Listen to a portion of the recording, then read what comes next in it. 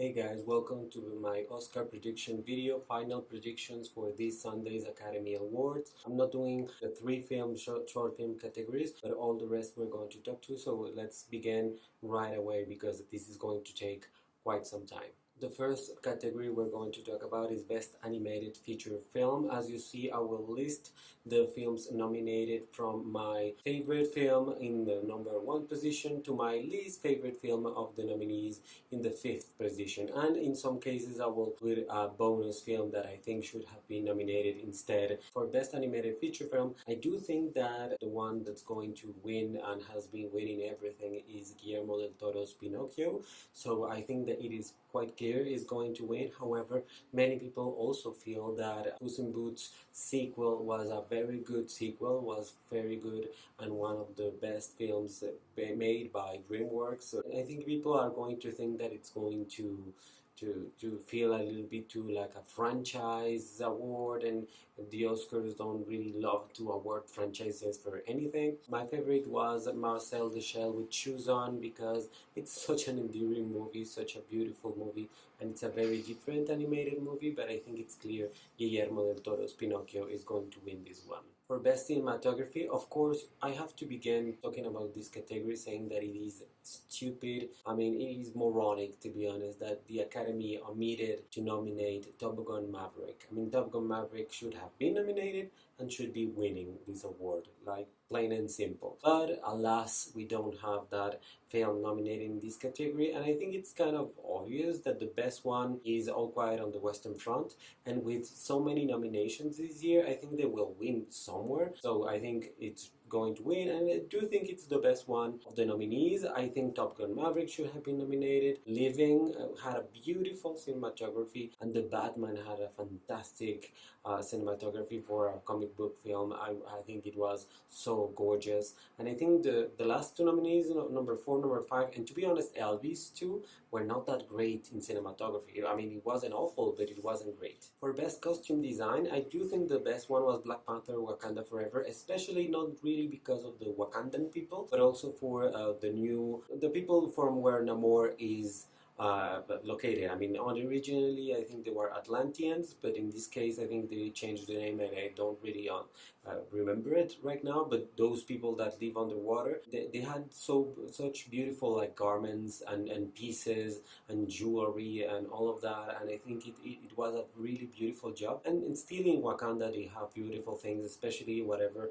Angela Bassett is wearing in any scene, and it should win for sure. I think it's the best one. I would have nominated The Woman King over Babylon because I think that The Woman King portrays people and a culture and a place that it's rarely portrayed in movies and very well. And Babylon is just one more of the bunch, to be honest. I don't think it has anything special. For documentary feature film, I did see 3 of these nominees. The other 2 I haven't seen. But I do think All the Beauty and the Bloodshed has been receiving so many praise. And it's kind of a political, artistic documentary. It really fuses the 2 themes. So I think the Academy is going to eat that up. I do think that All That Breathes was a beautiful, adorable documentary talking about how people taking care of these birds in India. And I think it tells so much more than that, and it really has a beautiful view, let's say, on life. And I think that's gorgeous, so I think that was the best one for me. Navalny is 5th because I thought it was trash. For me, that documentary is horrible. It's a propaganda piece, and it's CNN films, and I don't want that in my awards. I think that shouldn't have been nominated for me. For Best Film Editing, I mean, this was difficult, list these ones because film editing is something you really have to pay attention to, and I think it's wild that they didn't nominate the film that had someone editing a film, which was The Fabelmans. I mean, The Fabelmans has a beautiful film editing. It should have been nominated over any of the others, to be honest. I think The Fabelmans really deserve the nomination. Having said that, I think that this award many years ago, it really aligned with Best Picture. So I think that Everything Everywhere All at Once has a leg up, but Top Gun Maverick could be very close, and there are many fans of Tar, so any of those could win, but I think Everything Everywhere All at Once really has a chance here. For international feature film, I only saw I think 2 of these nominees, the films that were nominated from Pakistan, Joyland, and I think it was South Korea, the decision to leave. They were critically acclaimed, people loved them, and suddenly they were nominated, which happens a lot in Academy Awards. They tend to try to nominate the same countries over and over again, even if the movies are not that great. That is the case, personally, I think, for All Quiet on the Western Front from Germany, and Argentina 1985 from Argentina. That last one, to be honest, is basically a documentary. I don't see I mean, I think it's nice that you try to tell the story of the dictatorship in Argentina. I do think it omits a lot of things, and it acts more like a documentary than as a film. As a film, as a a fiction piece, it doesn't really have much to do here. So I think South Korea should have had that spot. I think Ireland could win this with The Quiet Girl, because it's not really often that Ireland gets nominated, and of course the main language in Ireland is English, but they did made this film in Irish, so I think it's very interesting. I think it's great. EO is from Poland, and it has been receiving praise because of its unique take on its subject. And Close is an LGBT film, but I think with a twist. And I don't think LGBT films are very popular right now. All Quiet on the Western Front will be the actual winner because it just got too many nominations. For Best Makeup and Hairstyling, I think the best one for me was Black Panther Wakanda Forever. Again, for this new culture from the ocean, Mayan culture with Namor and all of this. I think it has very interesting hair, very interesting makeup and creation, subtle creation of this new culture in the Marvel universe, but I think it's very well done, and of course with Wakanda, everything is very interesting. However, I don't think that's going to be the winner because they love showy things in this category. They love fat suits, they love to change the physicality of people. They eat that shit up in this category, so I think The Whale is for sure going to win this one. I wasn't that impressed with that part of them. I mean, I think it was impressive, but I don't think it was better than all the other nominees. For me, the film that missed here was Crimes of the Future, which is a very difficult film to watch, but I think it's a very enjoyable film to watch as well, because it's really weird and really crazy. I mean, it's insane, and it has excellent makeup, artistry, and of course also visual effects, but it fuses the two, let's say. For Best Original Score, I didn't watch Babylon, but I did listen to a lot of the scores of these movies. Yesterday I watched Women Talking, and I have no idea why that movie wasn't nominated here over Babylon, to be honest, because what I heard of Babylon was too catchy, too happy, too current, too much of the same, to be honest. It was boring for me. But I think that's the one that's going to win, because I think it has 4 nominations or something. It's going to win something, and this is probably it, maybe. So, give it to Babylon, I guess. But I think Everything Everywhere All at Once has a very peculiar score, very different score. It really tries new things. So I think that was the best one out of this lineup. For Best Original Song, I think it's clear that the best one, the one that's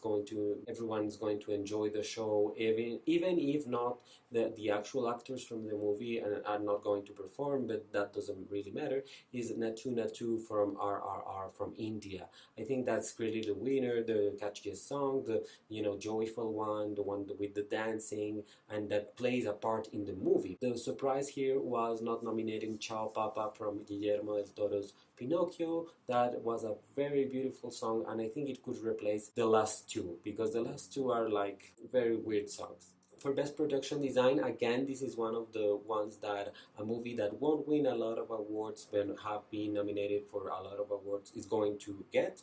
So I think it's either Elvis or Babylon for this one. I will incline myself to Elvis because Elvis was too big last year not to get anything. I think The Batman should have been nominated over Babylon, over Avatar, for example, because Avatar did win this award, I think, when the first one was released. But I don't know. I mean, the production design is not that special. It's okay. It's not fantastic, and it's not better than the first one, to be honest. So I would have been nominated to Batman because of that fabulous disco scene and the flooding with the political event. I mean, that was very amazing production design, and I think it should have been nominated over 4 and 5 here.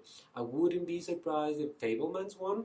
because I personally adored the production design in Fablemans. Steven Spielberg and his team did a really amazing job recreating that time period, and I think it should be considered. For best sound, let's remember that there's no more sound editing and sound mixing. Now it's only one category, and I think this is obviously going to be going to Top Gun Maverick. If you only hear the sound of the planes, of the battles, of everything in this movie, it's really well taken care of.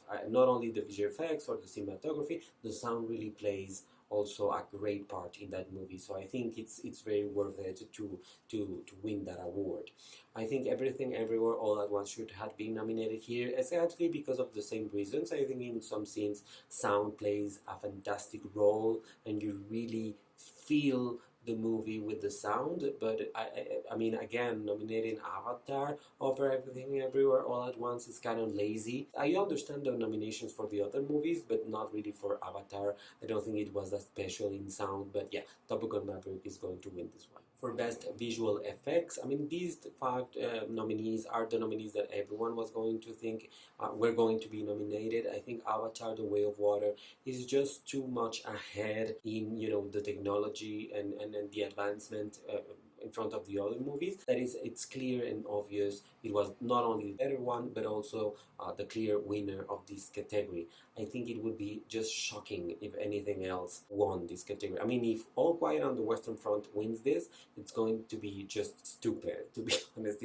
It's going to be just idiotic. Other nominees could have been Doctor Strange in the Multiverse of Madness or Nope, but I think those movies lack the support for these kind of awards. So sadly they weren't, and they were both better than All Quiet on the Western Front, but whatever. Our next category is Best Adapted Screenplay. I did watch every single movie nominated for both screenplay categories, so I really know what I'm talking about, and I do think that Women Talking was the best nominee in the Best Adapted Screenplay category. It's a fantastic movie. It really feels the way it should feel. It really tells everything that it should tell. I mean, what it doesn't tell you, it really hints to it very correctly. I think it doesn't over-explain anything, but it really transmits its message in the very best way possible. And I think Sarah Polley did a fantastic job with this screenplay, and I do hope someone that has had such a fantastic career in cinema as she has, she really deserves an Academy Award. So I really hope she wins it, and I do think she's the one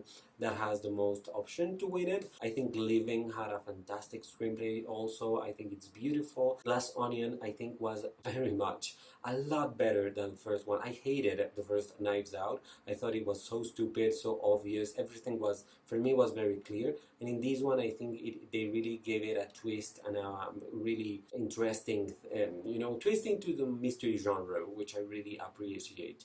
I think the 4 and 5, I don't know if they should have been nominated, to be honest. And I think The Whale is the big movie missing in this category. I mean, that movie was beautifully written, and I don't know why Quite on the Western Front or Top Gun Maverick are doing here. I mean, I liked those movies, but The Whale was much better written. However, I think Women Talking is going to win the Academy Award. For Best Original Screenplay, we have several amazing nominees as well, but I do think the Banshees of Inisherin are going to win something this night, and I think the Best Original Screenplay is where they should be awarded. I think many people maybe perceive Everything Everywhere All at Once to be going to win this category. That movie is fantastic, it's very intelligent, it's very witty, it's very new, but I think that a flaw that they have is sometimes in the screenplay, in the dialogue, to be honest.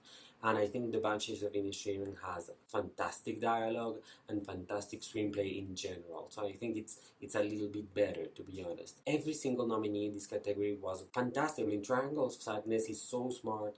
The Fablemans is a fantastic movie that I wasn't expecting, and Tar is just gorgeously written. But I do think The Banshees of Inisherin were the best ones. If anything, After Sun should have been nominated here, but over who? Because these ones are the 5 best. For best actor in a supporting role, I think Barry Keoghan or Keoghan, I have no idea how to pronounce his name, from the Banshees of Inisherin had the best performance overall. I do know, and it's obvious that Ke Huy Quan is going to be winning for Everything Everywhere All at Once. We all know he's going to win. That is clear.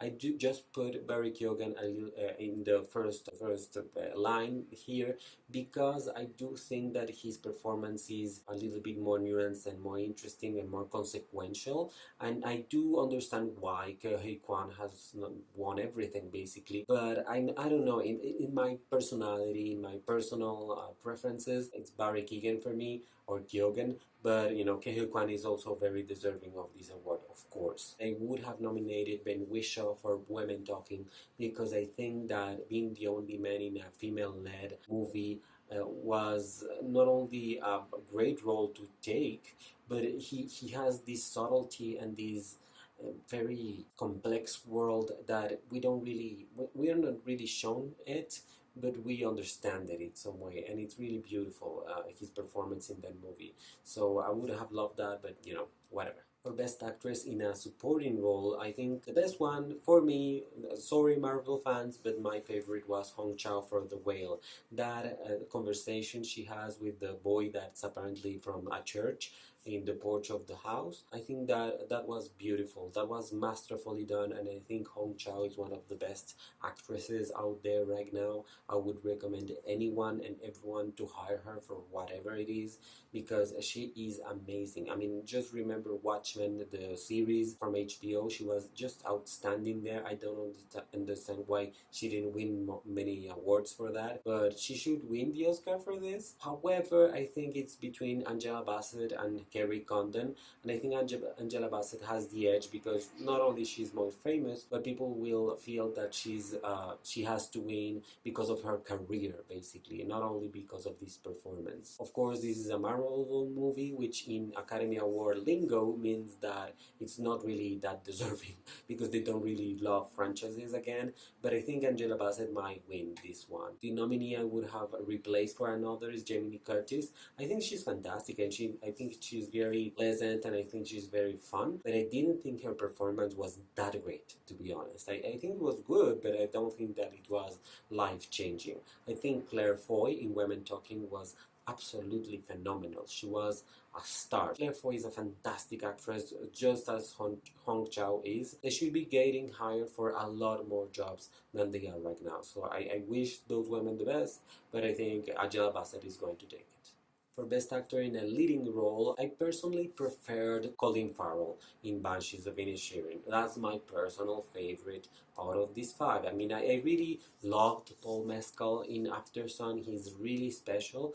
But yeah, I mean, Brendan Fraser is a little bit more showy, a little bit more out there, and it really helps his performance. But I mean, out of these performances, I mean, the only one I would change for another is Austin Butler, but I didn't hate his performance. I thought it was good. Maybe I would change it for Tom Cruise in Top Gun Maverick because I do think that he really changed so much from the original movie, and he really had a really beautiful narrative around the movie that many people miss because it's an action movie. But it was really well acted. However, these five nominees are perfect. I do think Brendan Fraser for The Whale is going to win because of the narrative of the story, because of his personal narrative, you know, with Hollywood and all of that. I think he's going to be the winner here, even though I love Colin Farrell and his performance. For Best Actress in a Leading Role, I mean, this is insane because the first three women in this list are just fantastic actresses, and I love their performances. They were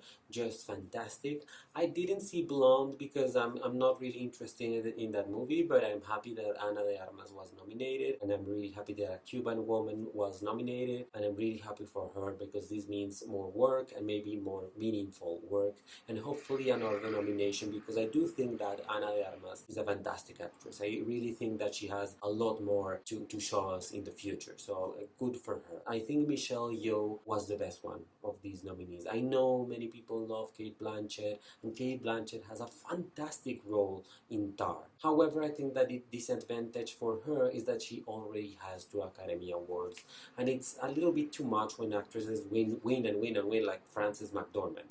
Like, stop it. I mean, you have 3 Academy Awards. Like, stop now, because let other people win. And I think Michelle Yeoh not only gave a fantastic performance, but she would be the first Asian woman to win this award. She would be the first foreigner in a while to win this award. I mean, apart from people from England or Australia or some, a non-speaking, not English-speaking country. She's from Malaysia, I think. So it would be so fantastic if she won. To be honest, Michelle Yeoh. Michelle Yeoh has had an outstanding career that deserves to be celebrated. So I really hope she wins. I mean, Andrea Riseborough should have been not even there. I think Viola Davis or Danielle Deadwyler should have been there. Preferably Danielle Deadwyler, to be honest, because I think her work was beautiful. I'm really hoping for Michelle Yeoh. For Best Directing, we have all these nominees that are very deserving, to be honest. I mean, the only one that I'm like, it's Todd Field from Tar, because it really depends who you are if you think that directing was great. I mean, I think it was fine, but not like revolutionary or anything. I think Daniel Kwan and Daniel Scheinert are going to be the winners for Everything Everywhere All at Once, and I think it's very deserving, so great for them. I think Charlotte Wells should have been the women nominee here for Aftersun, and not only because she's a woman, because Aftersun is fantastic. It's a really private movie, a really tough subject to handle, and she does it masterfully, and it was her first feature film, which is amazing. So I would have put her somewhere in here because that was great. Ruben Östlund did fantastically on Triangle of Sadness. I love that. And all the other nominees, to be honest, were really good. It was a really great year for the directing branch. And finally, out of these nominees, 10 nominees for Best Picture, I do think that Everything Everywhere All at Once is going to be the winner at the end of the day. We all know this. It's written in stone. we all know it's going to win. And I do think it was the best one out of these, nominees. If I had to decide a winner, I would also vote for this movie, to be honest. But I do think that every single nominee, except maybe for Elvis and Avatar, are fantastic movies that everyone should see. I mean, people shouldn't have to think that because Triangle of Sadness has comedy, or Women Talking has only women, or Quiet on the Western Front it's about war, or The Fablemans is from space. People have these things that these excuse themselves with by saying that, and they just don't watch the movie. Oh, it's an action movie, whatever, it's bad. No, open yourself up and watch all these nominees because they are fantastic. I think The Whale should also have been nominated instead of Avatar, to be honest.